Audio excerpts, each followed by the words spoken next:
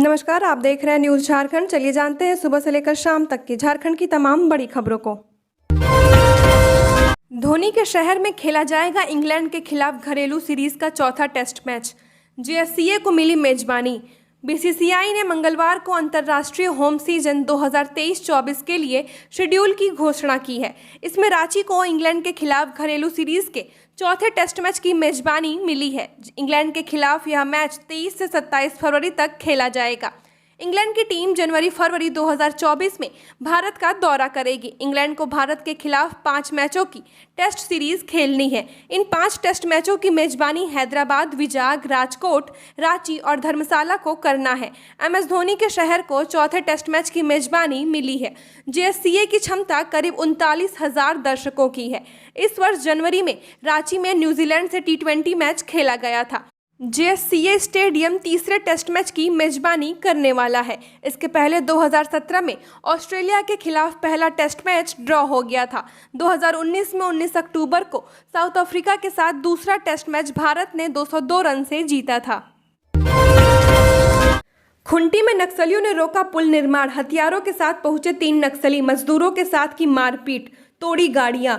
खुंटी जिले के मुरहू में देर रात बाइक पर सवार होकर हथियारबंद नक्सली पहुंचे और मजदूरों के साथ मारपीट की। वहां मौजूद जेसीबी, बाइक और दूसरी गाड़ियों में भी जमकर तोड़फोड़ की है। घटना मंगलवार देर रात की है। पुलिस को मामले की सूचना दी गई है, जिसके बाद इस पर जांच जारी है। बताया जा रहा है कि पीएलएफआई नक्सलियों ने मंगलवार देर रात जमकर उत्पात मचाया है। 3 नक्सलियों में मुरहू थाना क्षेत्र के सुरुंदा और मारंगटोली स्थित पुल निर्माण कार्य में लगे मजदूरों के साथ मारपीट की है। वहां मौजूद वाहनों में भी तोड़फोड़ की है। घटना की सूचना पाकर पुलिस मौके पर पहुंची, लेकिन इससे पहले ही नक्सली फरार हो गए थे। मजदूरों ने बताया कि एक बाइक पर ही सवार होकर 3 नक्सली वहां पहुंचे थे। वहां पहुंचते ही उन्होंने मजदूरों के साथ मारपीट शुरू कर दी। मजदूरों को हॉकी स्टिक से पीटा गया है। इसी हॉकी से वाहनों में भी तोड़फोड़ की गई है। एक नक्सली देसी कट्टा निकालकर उसमें गोली भरने लगा था। मौके को देखते हुए जेसीबी चालक सहित दूसरे मजदूर वहां से किसी तरह जान बचाकर भागे हैं। शिक्षक और प्रिंसिपल ने की पिटाई। छात्र के सीने की हड्डी टूटी। पलामू के तरहसी प्रखंड से शिक्षक की क्रूरता का मामला सामने आया है। यहां प्रिंसिपल और शिक्षक की पिटाई से 6ठी क्लास के एक छात्र की सीने की हड्डी टूट गई है। घटना सोमवार की है। मंगलवार को जब छात्र को सांस लेने में तकलीफ हुई तब मामले का खुलासा हुआ। बच्चे को मेदिनी राय मेडिकल कॉलेज एंड हॉस्पिटल में भर्ती कराया गया है। परिजनों की शिकायत के बाद पलामू डीसीए दोड्डे ने जांच के निर्देश दिए हैं। जांच के बाद आरोपी शिक्षकों के खिलाफ कार्रवाई की बात कही गई है। तरहसी थाना प्रभारी ने घटना की पुष्टि की है। बताया जा रहा है कि छात्र पर घड़ी की चोरी का आरोप लगा था। इसी को लेकर प्रिंसिपल और शिक्षक ने उसकी पिटाई की थी। बच्चा तरहसी प्रखंड के ही सिलारी हाई स्कूल में पढ़ता है। वह सोमवार को स्कूल गया था। इसी दौरान शिक्षक निरंजन कुमार की घड़ी गायब हो गई। घड़ी चोरी का आरोप छात्र पर लगा। इसी पर शिक्षक ने छात्र की पिटाई कर दी थी। इसी क्रम में स्कूल के प्रिंसिपल भी वहां पहुंच गए। इसके बाद शिक्षक और प्रिंसिपल ने मिलकर छात्र की पिटाई की। इससे छात्र को कई जगह पर चोट लगी, साथ ही उसके सीने की हड्डी टूट गई है। सीएम की आज होने वाली समीक्षा बैठक स्थगित। राज्य मुख्यमंत्री हेमंत सोरेन द्वारा 26 जुलाई को होने वाली वन विभाग की समीक्षा बैठक स्थगित कर दी गई है। इस बाबत कैबिनेट विभाग द्वारा वन विभाग के अपर मुख्य सचिव को सूचना दे दी गई है। धनबाद के टुंडी में बिजली तार की चपेट में आने से पारा शिक्षक की मौत। धनबाद के टुंडी प्रखंड के मनियाडीह थाना क्षेत्र के बरियारपुर निवासी जोनरा पहाड़ी के पारा शिक्षक देश मरांडी की 11,000 बिजली तार की चपेट में आने से दर्दनाक मौत हो गई। घटना आज सुबह 6 बजे की बताई जा रही है। वे आज सुबह शौच के लिए घर से बाहर जोरिया में जा रहे थे। इसी बीच टूटे तार की चपेट में आ गए।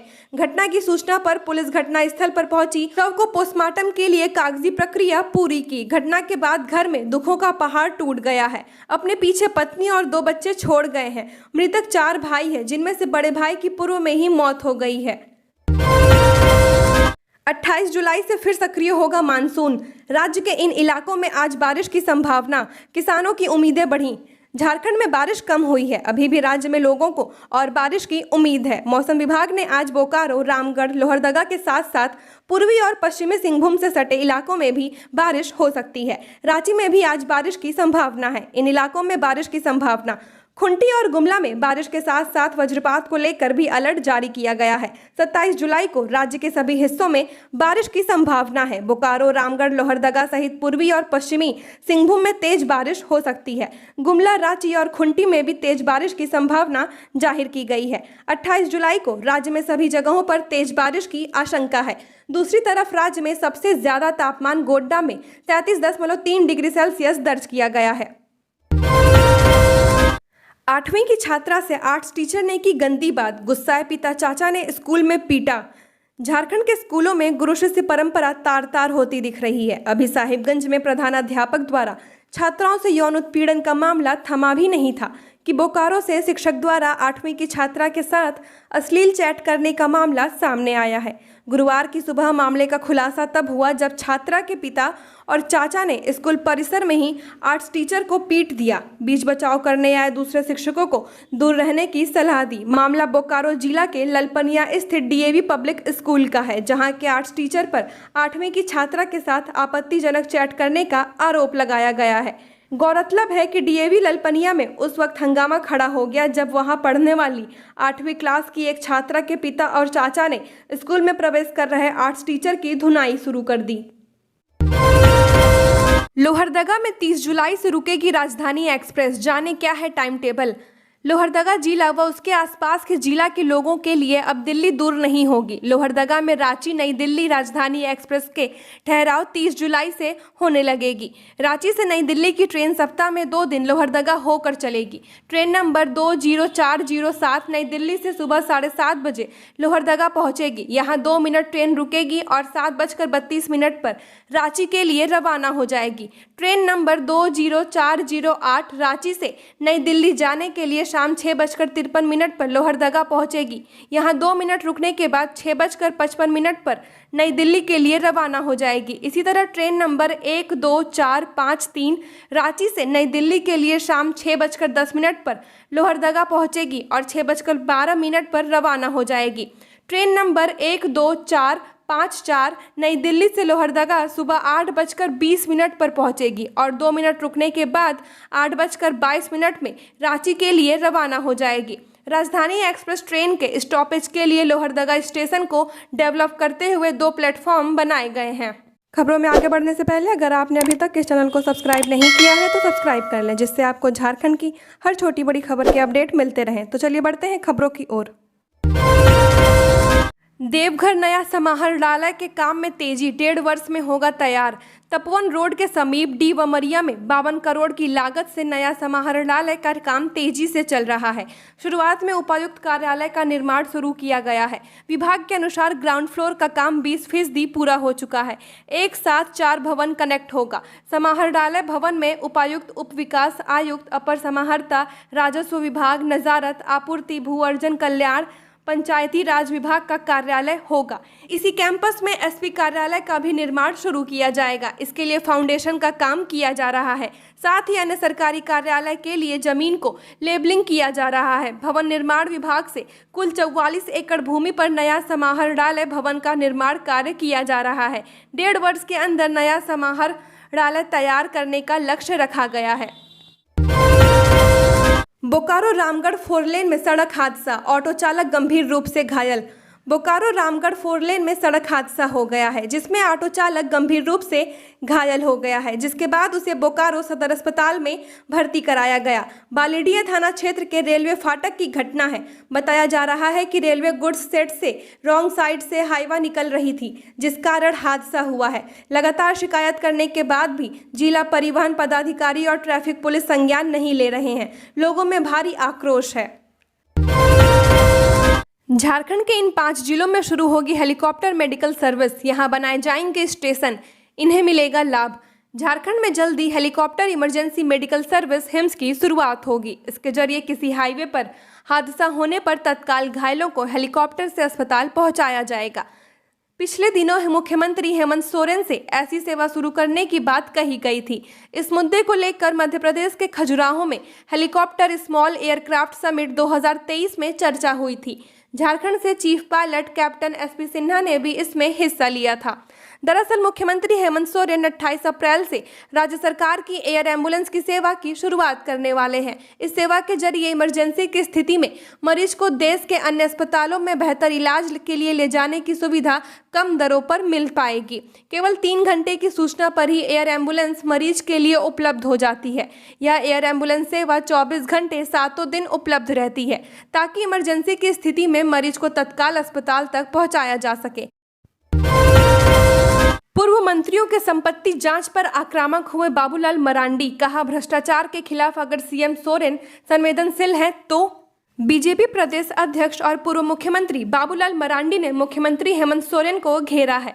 दरअसल बाबूलाल मरांडी ने हेमंत सरकार की कैबिनेट बैठक में पूर्व सरकार के 5 पूर्व मंत्रियों की संपत्ति की जांच एसीबी से कराने के निर्णय पर कड़ी प्रतिक्रिया दी है। बाबूलाल मरांडी ने कहा कि इस प्रकार की जांच तो विभागीय मंत्री के आदेश से ही किया जा सकता है, फिर इतने तामझाम से कैबिनेट में प्रस्ताव लाना राजनीतिक ड्रामेबाजी से अधिक कुछ नहीं है। बाबूलाल मरांडी ने आगे कहा कि बीजेपी जांच से नहीं भागती, लेकिन मुख्यमंत्री यदि इतना ही भ्रष्टाचार के खिलाफ संवेदनशील है तो उसकी शुरुआत अपने घर से ही करें। सोरेन परिवार ने दिल्ली उच्च न्यायालय में लोकपाल की सुनवाई में हलफनामा देकर 108 संपत्ति की घोषणा की है। साथ ही न जाने कितने अघोषित संपत्ति जो अभी ईडी के छापों के दरमियान पकड़े जाने की खबरें अखबारों में आ रही हैं। मुख्यमंत्री इस घोषित अघोषित सभी संपत्तियों के स्रोत की जांच अपने ही सरकार के एसीबी से कराकर आदर्श प्रस्तुत करें। मानसून सत्र को लेकर स्पीकर आज करेंगे सर्वदलीय बैठक। झारखंड विधानसभा के मानसून सत्र को लेकर बुधवार को महत्वपूर्ण बैठकें होंगी। मानसून सत्र 28 जुलाई से 4 अगस्त तक आहूत है। विधानसभा अध्यक्ष रविंद्रनाथ महतो ने मानसून सत्र के सुचारू संचालन के लिए सर्वदलीय बैठक बुलाई है। बैठक में मुख्यमंत्री हेमंत सोरेन, संसदीय कार्य मंत्री आलमगीर आलम, भाजपा के सचेतक बिरंची नारायण, आजसू, भाकपा माले, एनसीपी और निर्दलीय विधायक समेत अन्य दलों के नेताओं को आमंत्रित किया गया है। भाजपा अब तक इस बैठक से दूरी बनाती आई है। उधर सत्र को लेकर सत्ता पक्ष और विपक्ष तैयारियों में जुट गया है। सत्र के दौरान की रणनीति को लेकर दोनों पक्षों की अलग अलग बैठकें 27 जुलाई को होंगी। मुख्यमंत्री की अध्यक्षता में सत्ता पक्ष की बैठक होगी, जबकि भाजपा विधायक दल की बैठक बाबूलाल मरांडी की अध्यक्षता में ली जाएगी। कोर्ट ने पूछा शिक्षक भर्ती में सीटेट पास को मौका या नहीं। झारखंड हाईकोर्ट में मंगलवार को सीटेट पास अभ्यर्थियों को जेटेट की तरह मान्यता देने संबंधित मामले में दाखिला याचिका पर सुनवाई हुई। याचिका में झारखंड सरकार के द्वारा शिक्षक नियुक्ति में भाग लेने की अनुमति देने और शीघ्र जेटेट की परीक्षा लेने की मांग की गई है। चीफ जस्टिस संजय कुमार मिश्रा और जस्टिस आनंद सेन की खंडपीठ ने सुनवाई के दौरान राज्य सरकार के अधिवक्ता से यह जानना चाहा कि क्या राज्य में हो रही शिक्षक नियुक्ति में जेटेट पास अभ्यर्थियों की तरह ही सीटेट पास अभ्यर्थियों को भी मौका दिया जा रहा है या किसी अन्य राज्य से पास टेट अभ्यर्थी को भी मौका दिया जा रहा है। इस पर सकारात्मक जवाब नहीं आने पर अदालत ने अधिवक्ता को राज्य सरकार से अनुदेश लेकर कोर्ट को अवगत कराने का निर्देश दिया है। साथ ही मामले की अगली सुनवाई की तारीख 18 अगस्त निर्धारित की गई है। यह जनहित याचिका झारखंड सीटेट उत्तीर्ण छात्र संघ ने दायर की है। 1 करोड़ लूट में सिंघानिया समेत 6 को 7-7 साल की सजा। जगन्नाथपुर थाना क्षेत्र के उबरिया रोड से 12 अप्रैल 2021 को हुए 1 करोड़ रुपए लूट मामले में दोषी अनमोल सिंघानिया समेत 6 अभियुक्तों को अदालत ने 7-7 साल की सजा सुनाई है। साथ ही सभी पर 10-10 हजार रुपए का जुर्माना लगाया है। जुर्माने की राशि नहीं देने पर सभी को अतिरिक्त 1 साल जेल की सजा काटनी होगी। ईडी के सामने नहीं आए कारोबारी विष्णु अग्रवाल। जमीन हेराफेरी मामले में होनी थी पूछताछ। पूजा पाठ का हवाला देकर हाजिर होने में जताई असमर्थता।